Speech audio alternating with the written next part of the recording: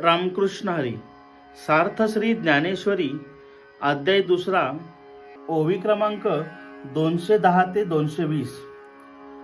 ते तुझ अनायासे अनकळीत जोडिली असे, हे अद्वितीय जैसे गगन आहे, तैसे कीर्ती निस्सीम तुझ्या ठाई निरुपम, तुझे गुण उत्तम तिही लोकी. दिगंतीचे भूपती भाट होऊनी वाखानिती, जय ऐकिलिया दचकती कृदांतादिक.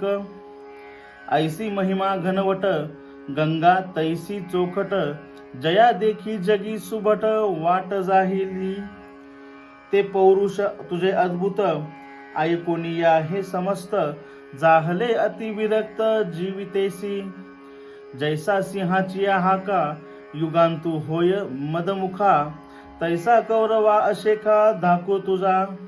जैसे पर्वत वज्रांते ना तरी सर्प गरुडाते, तैसे अर्जुना हे तुते मानिती सदा. ते अगाधपण जाईल मग हीनत्व अंगा येईल, जरी मागुता निगशील न झुंजताची. आणि हे पळता पळो नेदिती, धरुणी अवकळा करीती, न गणित कुटी बोलती ऐकता तुझ. मग ते वेळी हिये फुटावे, आता लाठेपणे का न झुंजावे, हे जिंतले तरी भोगावे महितळ. ना तरी रणी येथ झुंजता वेचले जीवित, तरी स्वर्ग सुख अनकळीत पावसील.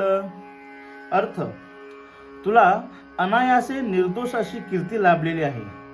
आकाश जसे व्यापकपणाविषयी भेदरहित असते, त्याप्रमाणे तुझी कीर्ती अमर्यादित आहे.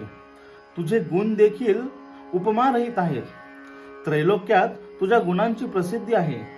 दाही दिशांचे राजे भाट होऊन तुझ्या गुणांचे वर्णन करीत असतात. ते ऐकून यमादिक देखील दचकतात. अशी तुझी कीर्ती गंगेच्या जलासमान निर्मळ आणि अथांग आहे.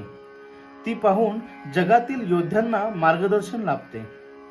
तो तुझा अलौकिक पराक्रम ऐकून सर्व कौरव जीविताविषयी निराश झाले आहेत. ज्याप्रमाणे सिंहाची प्रचंड गर्जना ऐकून उन्मत्त हत्तीला देखील प्रलयकाळ जवळ आला आहे असे वाटू लागते, त्याप्रमाणे सर्व कौरवांना तुझी भीती वाटत आहे.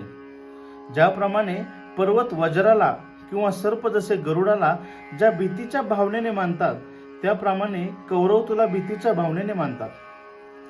जर तू युद्ध न करताच रणांगणातून निघून जाशील, तर तुझी मोठी कीर्ती नाहीशी होईल आणि तुला कमीपणा येईल. तू पळून जाण्याचा प्रयत्न केलास तरी कौरव तुला पळून जाऊ देणार नाहीत. तुला पकडून तुझी फजिती करतील. तुझ्या समोरच ते तुझी अमर्याद निंदा करतील. ते निंदेचे शब्द ऐकून तुझे हृदय विदीर्ण होईल. त्यापेक्षा आता तू शौर्याने का बरे लढत नाहीस? तू जर कौरवांना जिंकलेस तर तुला पृथ्वीच्या राजाचा उपभोग घेता येईल.